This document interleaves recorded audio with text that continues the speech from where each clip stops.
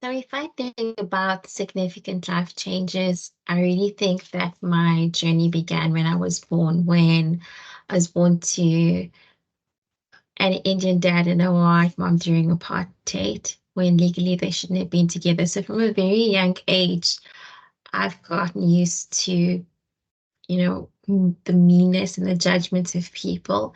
And it really built a resilience in me to deal well with change, with hardship, and to be tough in light of difficulty. Um, if I think of the significant changes in my life, the first was when I was 9 years old. We moved from Durban to Johannesburg. It was a new city, new friends, no family, and needing to adjust to a new school. The other big changes was driving myself to university, getting this freedom. My parents were very strict when I was growing up, and to have this freedom to be able to do whatever I wanted to. When I got my first job after my master's, the biggest change was getting my own place and being able to live in my own apartment and being able to have the joy of being able to create a space that's my own. In 2013, I then moved from Pretoria to Cape Town to move in with my now husband. And big changes in Cape Town included having my daughter Alexa, who's now 10, and Ella, who's 7 years old. And after 6 years in Cape Town, another big change, moving to a new city, Port Elizabeth. Now been here for 7 years. Also had my daughter, my third daughter, Sienna, in Port Elizabeth. She's now 4 years old.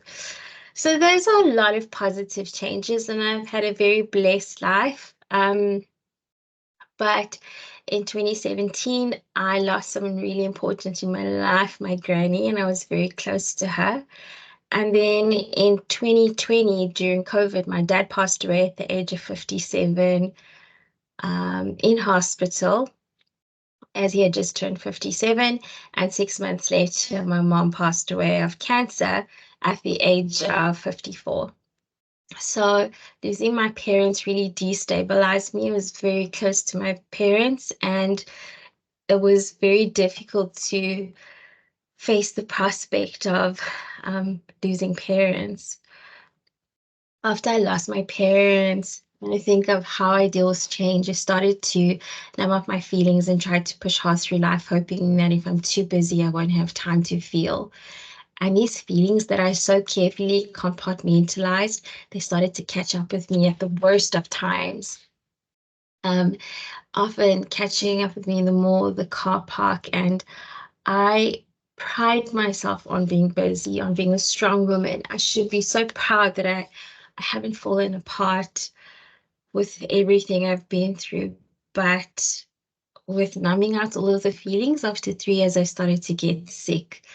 And doctors couldn't figure out what was wrong with me. I had autoimmune fibromyalgia, and my body was keeping the score.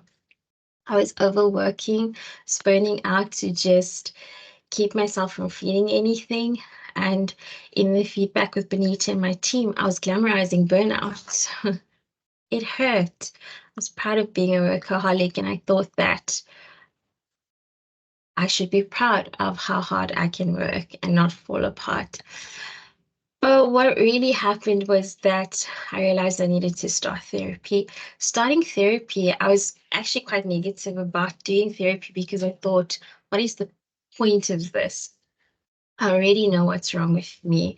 I already know what I'm feeling. But to my surprise, therapy has helped me to hear my thoughts out loud. It's helped me to just hear what I'm thinking out loud.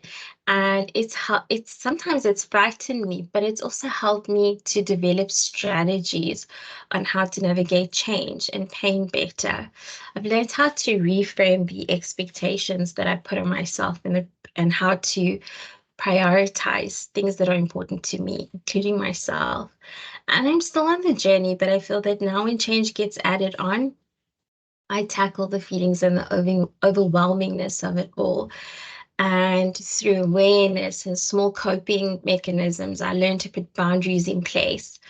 Um, And if I think of have I ever used the change management model in my life, initially my thought was definitely not.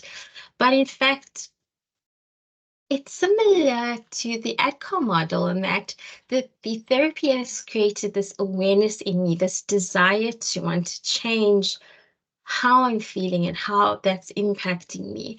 The knowledge to know that there are options and confidence in my ability to navigate through the pain, the hard change, and reinforcing small behaviors that help me to control the change.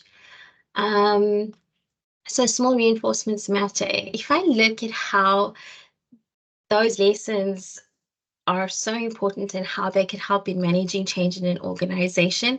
The key things for me is that FMCG is complex and it's fast moving. And usually we put up these compliance-based project plans, change plans in document form. We're doing virtual emails, virtual notifications, virtual Teams calls.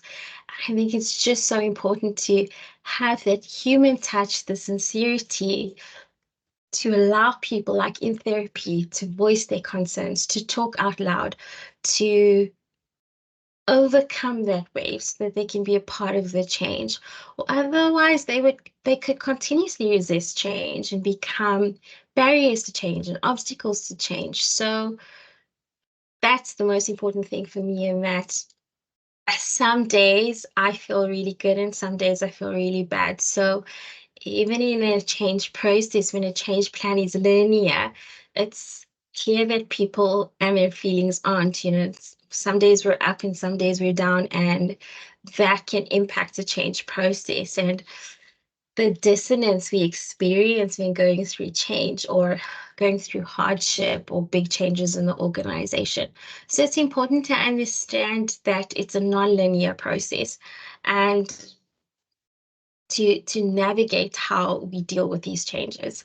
So those are the learnings from me, and thank you for listening.